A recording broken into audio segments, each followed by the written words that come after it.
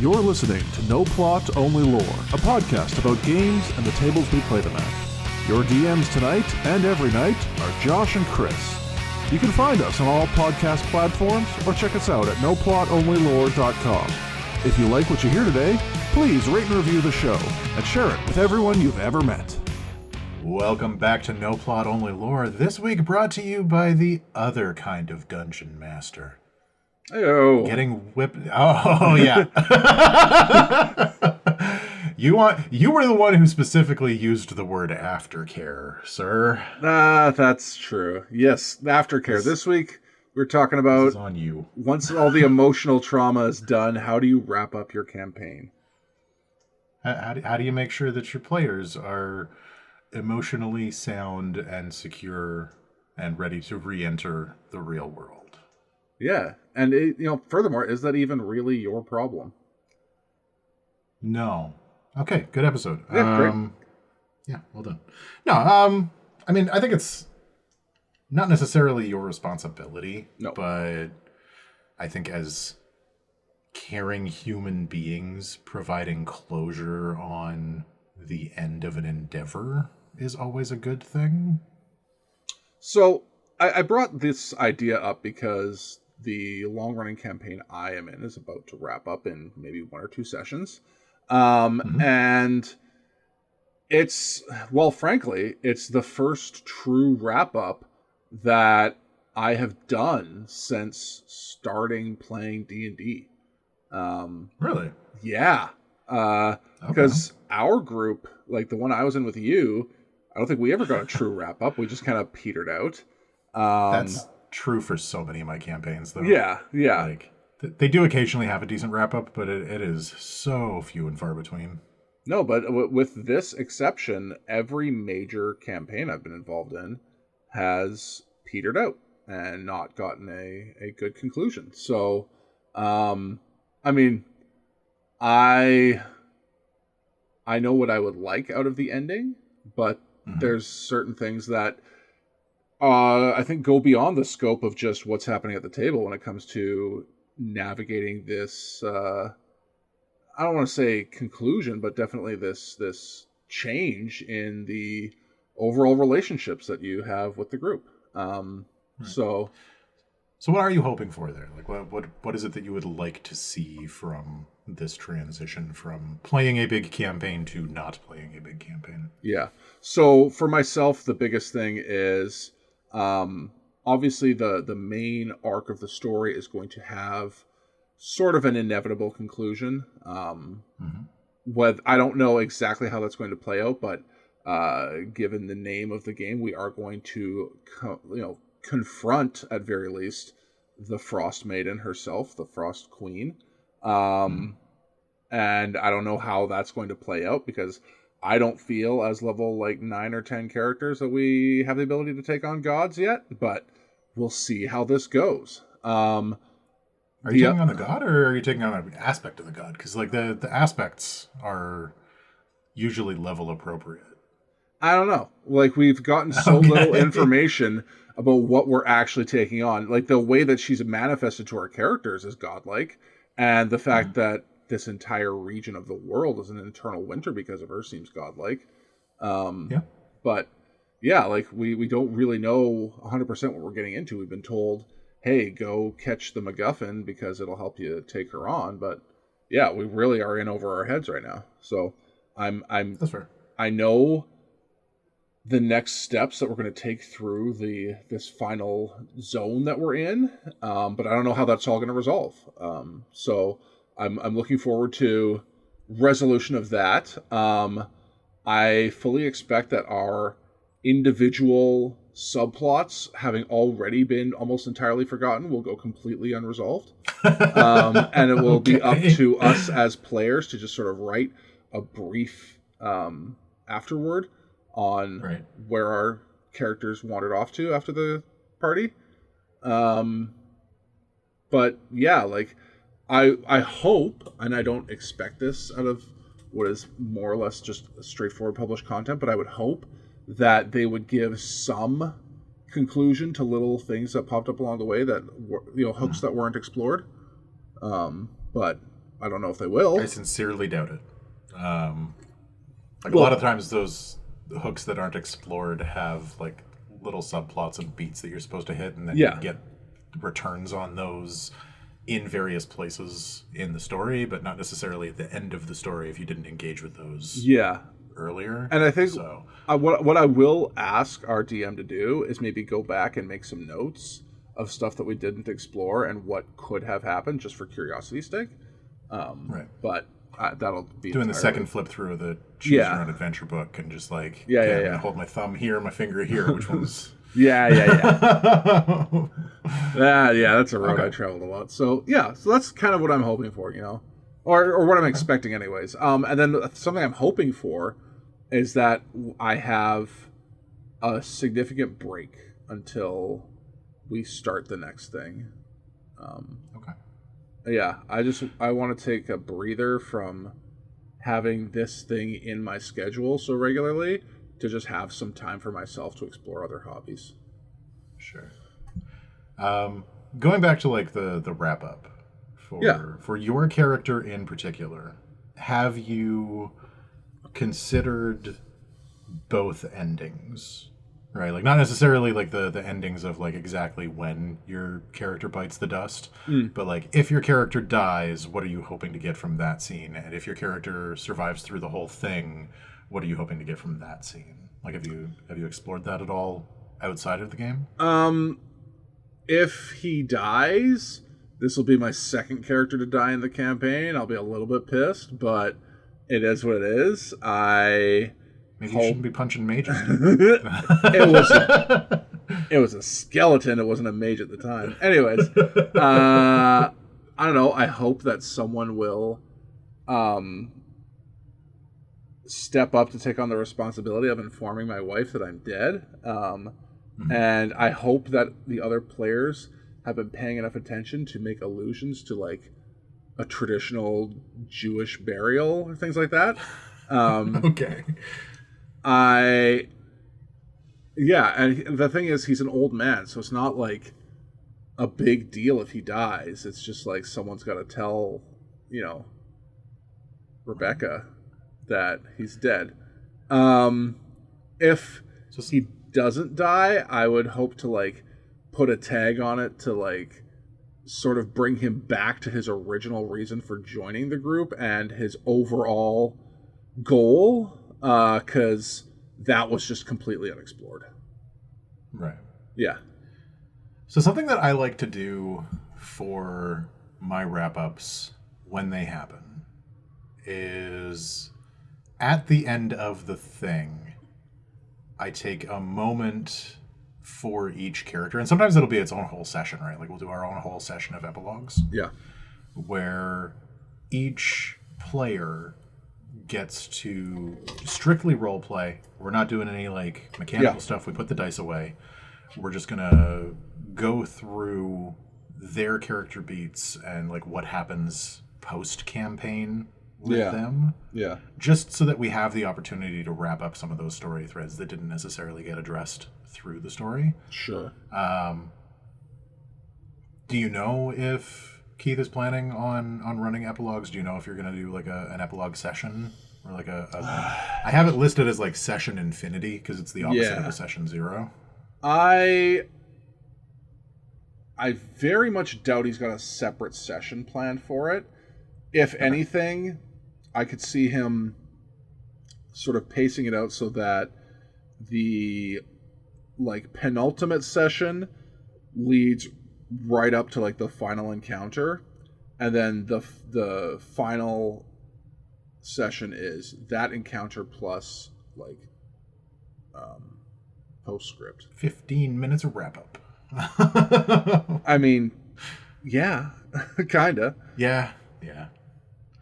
Because I think there's some value to taking some time for each player and like giving everybody at the table an opportunity to shine as well as like appreciate what the other players are bringing to the table, right? Like it's never fun to be like the sidekick in a situation where somebody's like got main character syndrome. Yeah. But it's also nice sometimes to be able to watch one of your fellow players like do their role playing and have a moment for themselves that like wraps everything up in a nice little bow. So I'm a big fan of those. I hope that there is an epilogue planned for y'all. Here's what I would say is like I've sort of alluded to this before, but I have a feeling that he just would like to get this over with and we can move on to something else like sooner than later. In particular, just because like some of the group cohesion is broken down and you know, people are just kind of tired of being around each other. Well, okay. Sorry. No, that's fair. Not all of us are as tired of being around each other as others are. But sure, but the you spend group as much time not, as you guys have been. The group's not as you're cohesive. You're going to start rubbing each other the wrong way a little bit sometimes, and that you get like that one person that's always on their phone when it's not their turn, and well, that's me, but yeah. But or you get the one person who like tries to take over every scene just because they're bored, which is me. So like those little things start to magnify over the course of years, and I can definitely see where that would be an issue. But well, what do you think is the next thing? Like, well, do we have an idea of where your crew wants to go with that? So I can say this for sure. There will be at least one roster change. There's just... You can tell pretty quickly that certain styles of D&D don't mesh with everyone, right? So it's not that we have anything against any particular person, but there's members who are just not... They don't gel with the vibe of the whole group. Okay. They have a very different philosophical approach to D&D and personal approach to social interaction that, like, just hasn't been the best fit over time. I was worried you were going to go in a hygiene direction. No, hygiene has not been an issue. Thank God. Okay. But, it's just one of those things where it's like, this just, like, isn't... We don't feel it anymore. We don't feel the love, so we're going to, wish them well and not start another campaign with them. What we will do is... I can enforce my own desire to take a break, so I'm going to take a break. And then our DM has expressed interest in trying out the Fallout RPG, which I am less interested in. GURPS. No, it's its own new one that was just published. So. Oh, okay. Yeah. The entire Fallout system is very GURPsy. keyed into how GURPS do. Yeah. Yeah. The first Fallout was based on GURPS. Yeah, which is fine. I understand he loves that universe. I might get talked into it, but I would also like to take a crack at DMing myself for the first time in a while. And I was hoping to run at least like a miniature Gamma World campaign. It's been a while since we've touched Gamma World at all. And frankly, I don't know 100% how viable it is if you don't have like a lot of the, most recent, or like, because they did this weird expansion thing with the decks and the equipment that you could get. So you just buy more packs of those. I have never bought those. I just bought the main box and the expansion. So I don't know if it's probably fine. Like, I don't know if it necessarily is like material for a big long-term campaign, but at least something quick and relatively dirty should be probably fine. And then, do you guys do one-shots at all? I have, yeah. Okay. So one of the other guys at the table who runs another game now with our DM in it, he ran a one-shot. I ran a one-shot. I don't know. We're open to that kind of stuff, which I think honestly might be the right way to do some of it for a while, just to like take some of the pressure off. But yeah, I kind of want to take a break. I want to try DMing myself again. And if I do start up another campaign, I don't know. I don't know if I want to like run it myself or just play in a completely different group. I'm not really sure where my head's at right now. Fair enough. If I just start throwing a bunch of one-shots at you, just be prepared for that, because that's going to happen. I'm going to start throwing like small one-page RPGs for like one-shot ideas at you. Bear Heist, surprisingly compelling. I've read one very similar to that. Yeah, we'll see. It's probably the same one. Okay, so do you guys have like a plan for like a rap party? No, not yet. Okay. I think what's going to happen is like, because it's going to take us into maybe October, November here, Christmas is coming right away, blah, blah, blah. There's a very good chance like nothing at all happens till the new year. Okay.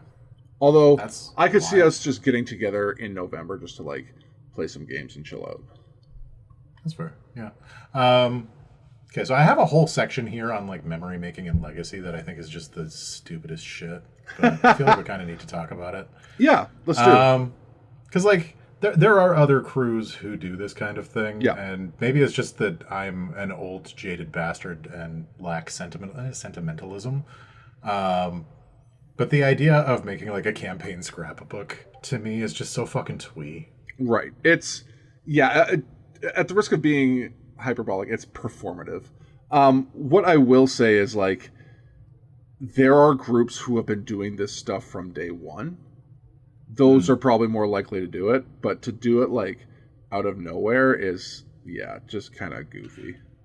There are players that we have played with, and I think you know who I'm thinking of, who absolutely would do this. Oh, I bet. Like my ex-girlfriend would 1000% put a scrapbook together about a campaign. Yeah. Yeah. And great for her, but commissioning art and of the party for like putting on walls or like profiles, or I guess if you're running like an obsidian portal or whatever, you could do like campaign. Don't be such a nerd. That's all right. This one I think is interesting because it requires a skill that I don't have, and that skill is just any kind of memory. Highlight reels.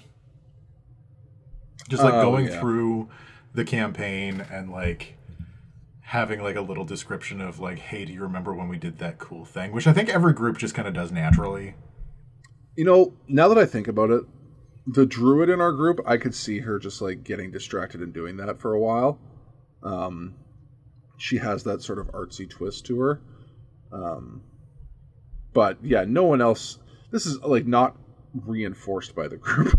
we are not like, hey, you know, it'd be cool. All right. And are you going to be writing a short story and or light novel about your campaign? You'd be lucky if you get a haiku.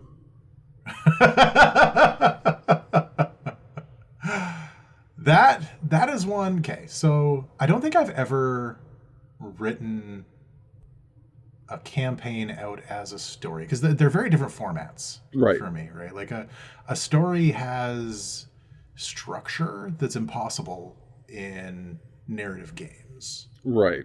Like you have to hit certain plot points, and you have to do foreshadowing, and you have to have like any amount of understanding of rising action, and action doesn't rise in a role-playing game, it just happens. Yeah.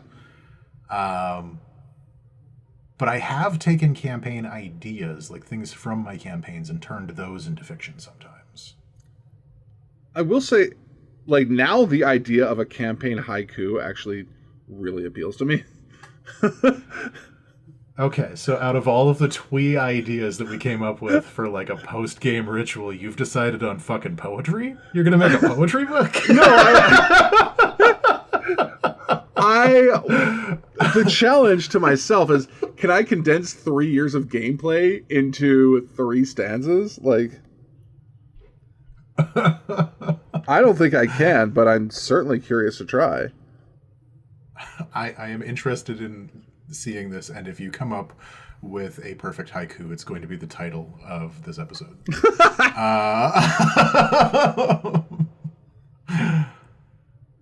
All right. Are you retiring your dice? No. What? No. Don't be stupid. No. Is anybody at your table like character-specific dice people? I don't think so. There was one set of dice that I bought for my first character that have been effectively retired.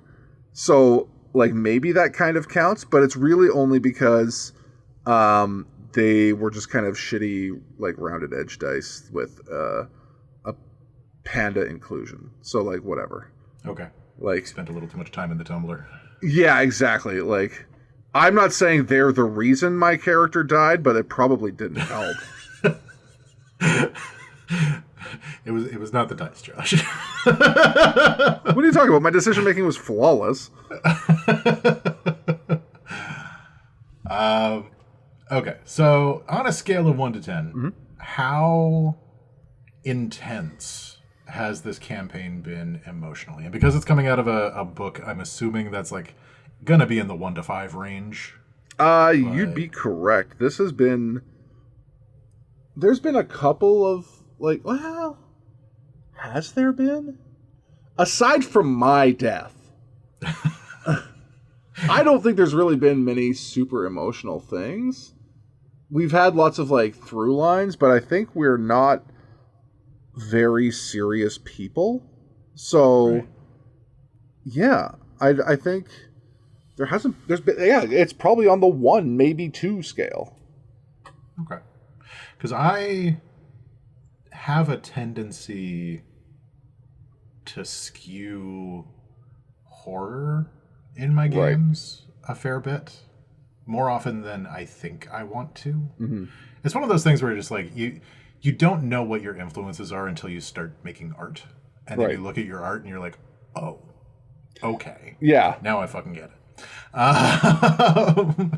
And so, like, there's a weird amount of, like, body horror that happens in my games, and, like, squicks and, like, really intense fights, like verbal fights, arguments between people.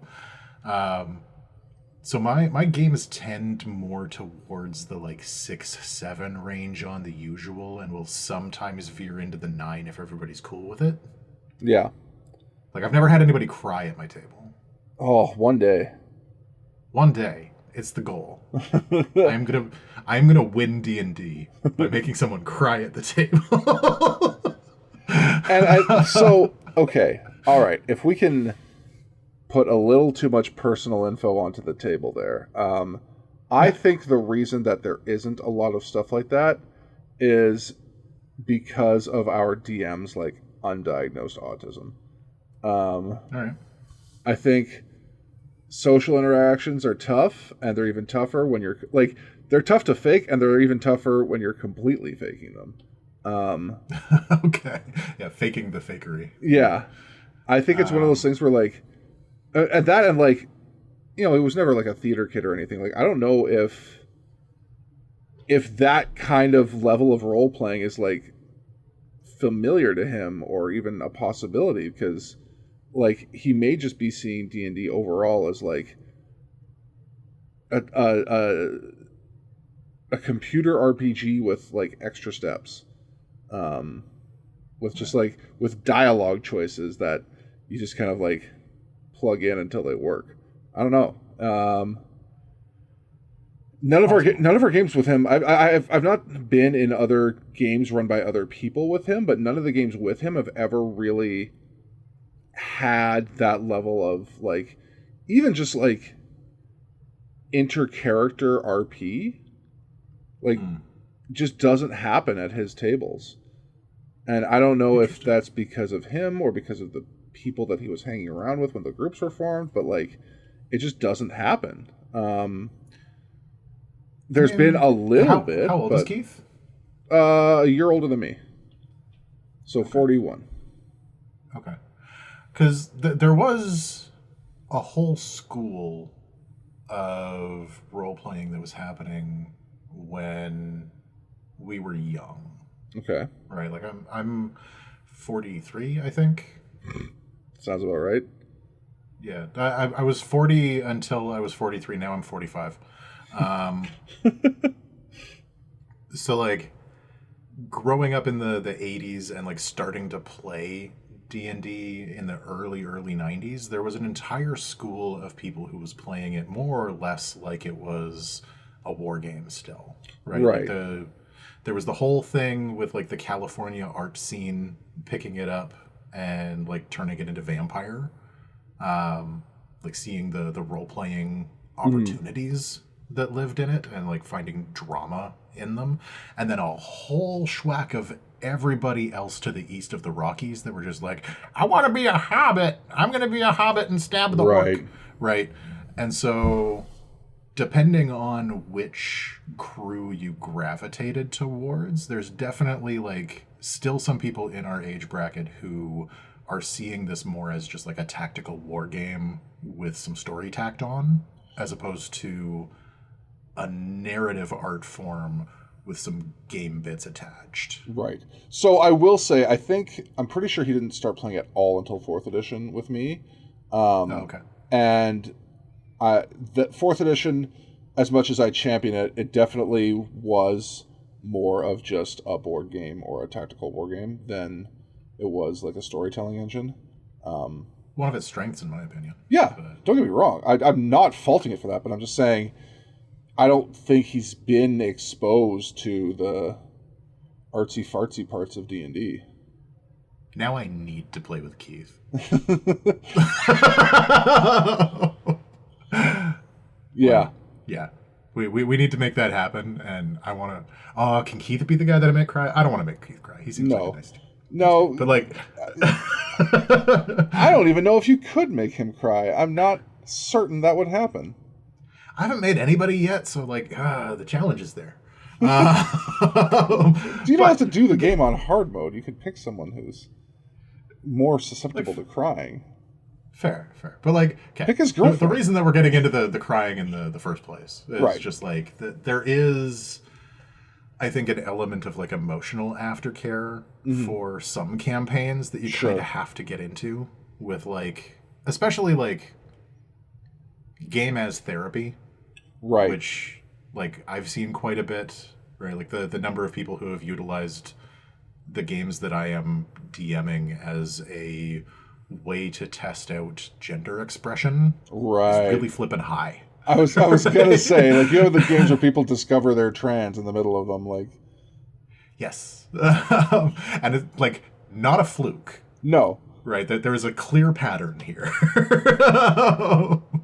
So, like, in situations like that where people are discovering things about themselves, not just about their characters, and where they're, like, exploring mental landscapes that they haven't necessarily explored before, actually sitting down and, like, checking in with your players and recognizing that there is grief attached to the loss of things that people cherish. Yeah. Right? Like the game itself, the character, that exploration in particular, right?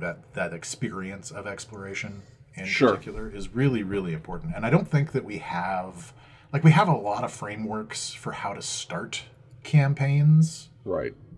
With that in mind, but I don't think that we have a lot of frameworks for, like, how to end campaigns with that in mind. Maybe I need to write them. Yeah. I mean, like... Okay.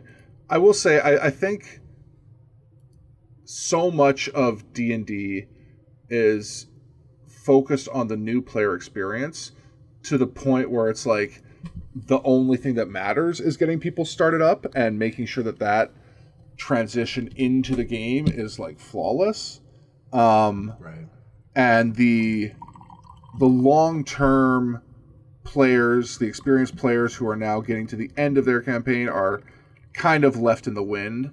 And I don't know if that's, like, semi-maliciously because they know so few campaigns actually wrap up, or if that's just like, well, listen, we kind of, if it's just like neglect.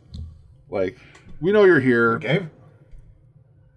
We gave the ADHD kids toys, and we don't expect them to finish playing with them. Yeah, exactly. Exactly! The playing's the thing. You can't complete playing. Well, I think maybe that's like part of it too, right? It's just like the idea of the infinite game, right? Like right. There's a thing that I saw recently about how the only landmark of success that we have right now is forever. Right. Right? Like, you run a coffee shop and a bookstore for 5 years. You make some money doing that. You decide you're not going to do it anymore. You close the shop. It's now a failed business. Right. Not a concluded business, but a failed one.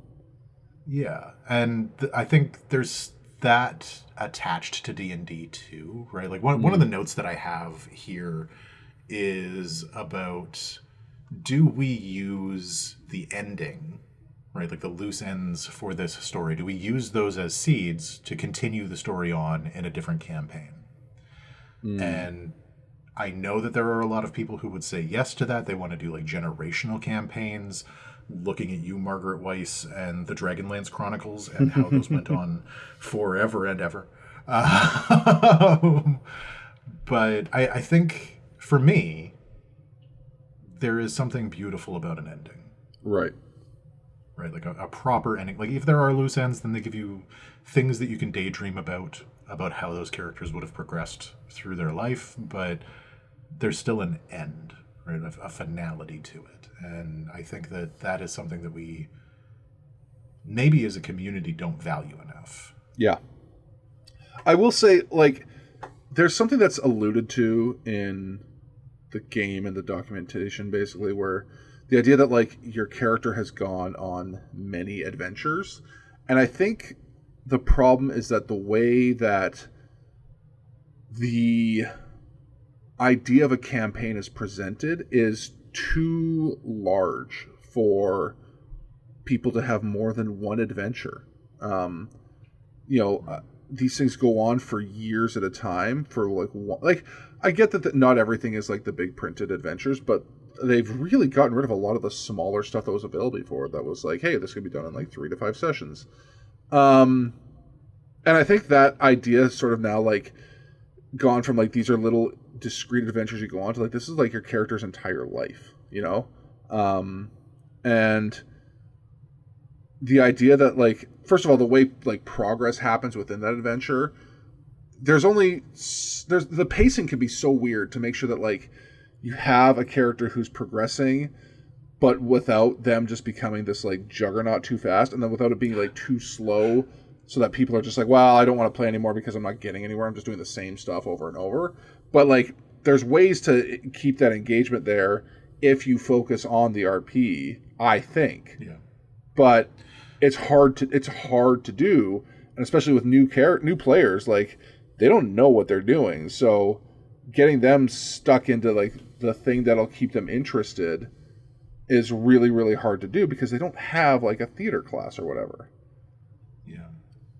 So well, I mean, like I think it's interesting to look at the characters as well as just like, can you imagine if Shaq was still playing basketball professionally today? Right. Right? Like, he's an old man. Yep. He's still probably way better at basketball than anyone I have ever met. Yep. But he had a good career. The career ended. He moved on. And he was pretty young when he retired from professional basketball. And I think the same is probably true for adventurers. Like, can you imagine being a 50-year-old man, hooking up your sword and some torches and going into a dank dungeon to stab goblins? Right. Thanks, but fucking no. I'm going to stay home and let the kids do that.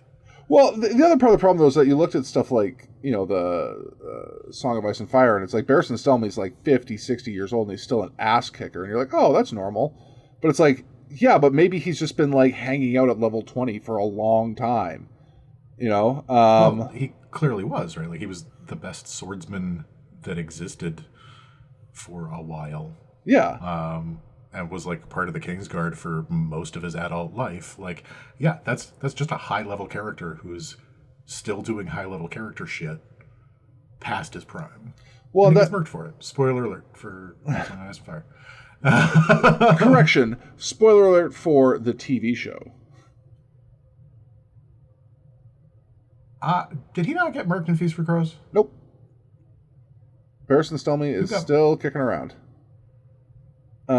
Which White Cloak got murked? What's that? I remember somebody getting murked. Anyways, we'll get to that later. The point is, D&D has a weird problem where it's like people need to be progressing all the time. You can't just like be there, you know? You can't just be the guy. Well, and again, like the difference in the way that games work and stories work. Yeah. Right? Like the stories that we are reading and watching from like fiction, those characters have like a place that they are in that's based on their experiences. They have this one thing that they go through that is the story, and then they continue living their lives in a different direction. Right. Right, because the story is over, right? Like we're done with that event, whatever that event is. Yeah. So yeah, I think we need to celebrate those a little more, and I think that when you guys are done this campaign, you deserve a pizza party. That's true. I will say, I think that, you know, we're running into the problem of trying to tell a story using a game, and the mechanisms for making an engaging game are not the same as those of an engaging story, and the dissonance is what's causing the stress. Did we just come across ludonarrative dissonance naturally? Oh shit, we have another episode to do. Next week on No Plot Only Lore. Hey, thanks for making it all the way through this episode of No Plot Only Lore. If you're looking for more, you can always find us at noplotonlylore.com and on all the very best podcast platforms. If you like what you heard today, please share, rate, and review the show to feed my never-ending need for attention and validation.